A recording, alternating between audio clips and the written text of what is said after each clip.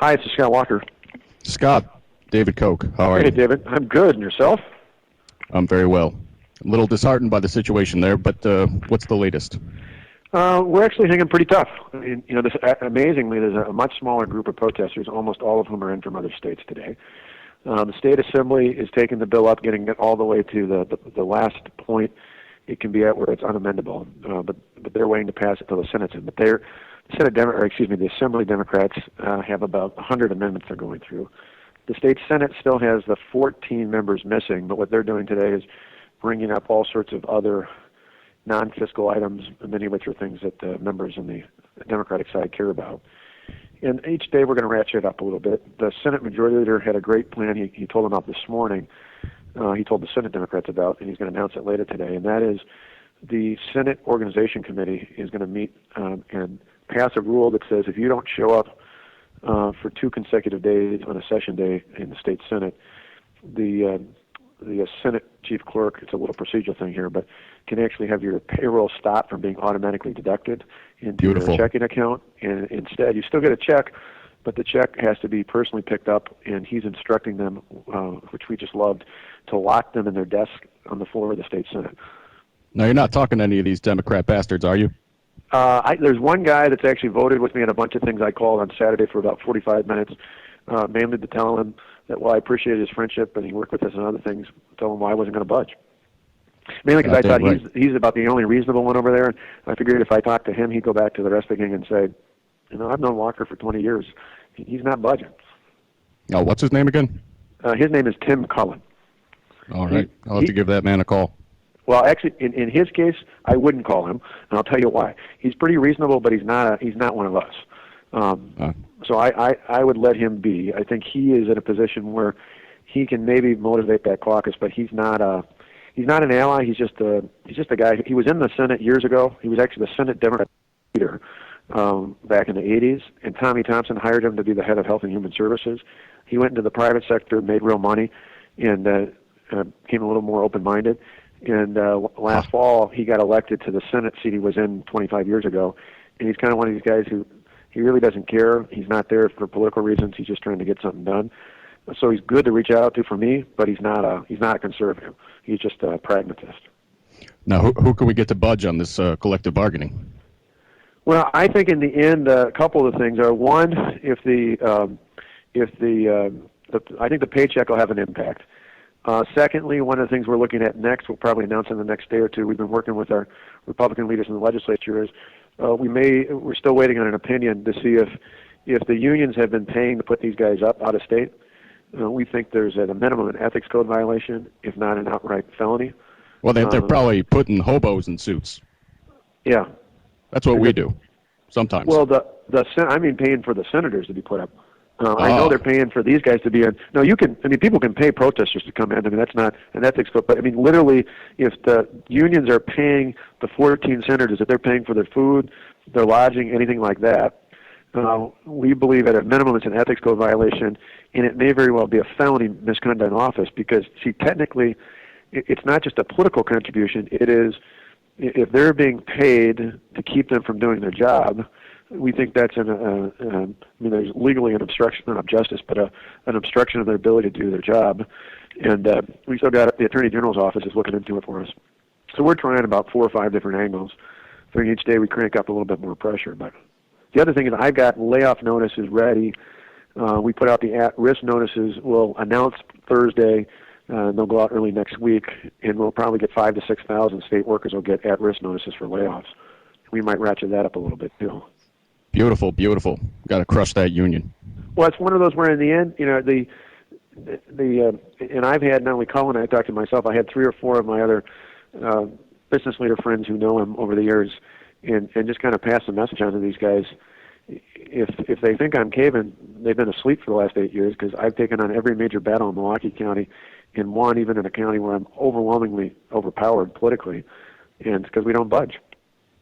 If you're doing the right thing, you stay firm. And in this case, we say we'll wait it out. If they want to start sacrificing thousands of public workers who'll be laid off, sooner or later there's going to be pressure on these senators to come back. But we're not compromising. We're not going to. The other thing we may do, because the senator I mentioned thinks that these guys, you got a few of the radical ones, who unfortunately one of them is a minority leader, but most of the rest of them are just looking for a way to get out of this. They're scared out of their mind. They don't know what it means. There's a bunch of recalls up against them. They'd really like to just get up back here and get it over with. And so the paycheck thing, some of the other things threatens them. I think collectively there's enough going on. As long as they don't think I'm going to cave, which again we have no interest in.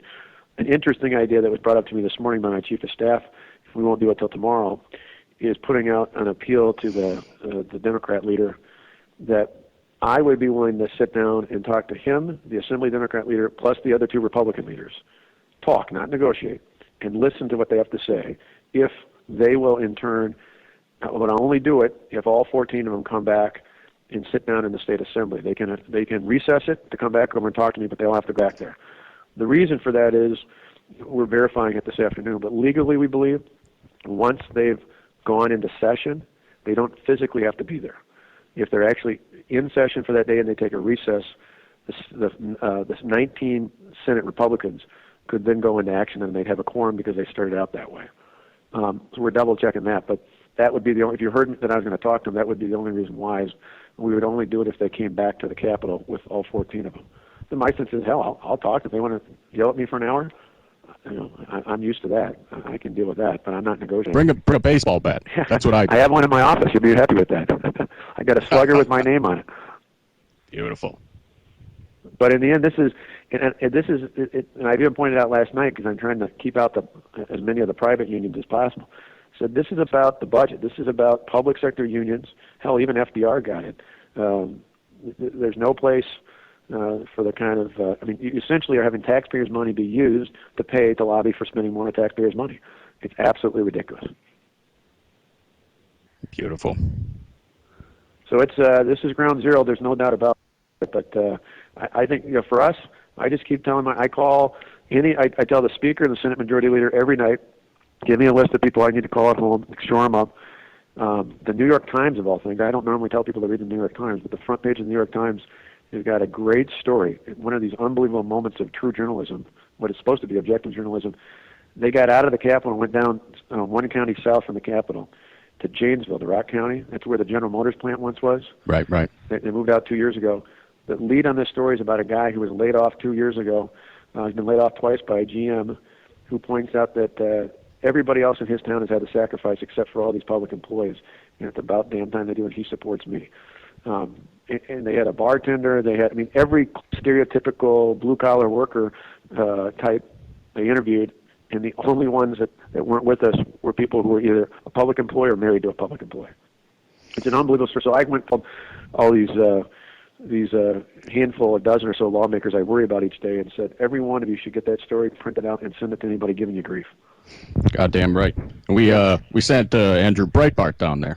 Yeah. Good stuff. Yeah. He's our man, Well, it has been amazing to me, the massive amount of attention.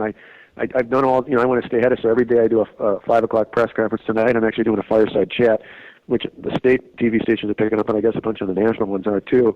And in the last couple of days, when I do the TV shows, I've been going after Obama because he stuck it, although he's backed off now, but he stuck his nose in here. And I said, they asked me what I thought about it. I said, last time I checked, this guy's got a much bigger budget deficit than we do. Maybe you should worry about that, and not stick his nose in Wisconsin's business. But we've had all the national shows. We were on Hannity last night. I did Good Morning America and the Today Show, and all that sort of stuff was on Morning Joe this morning.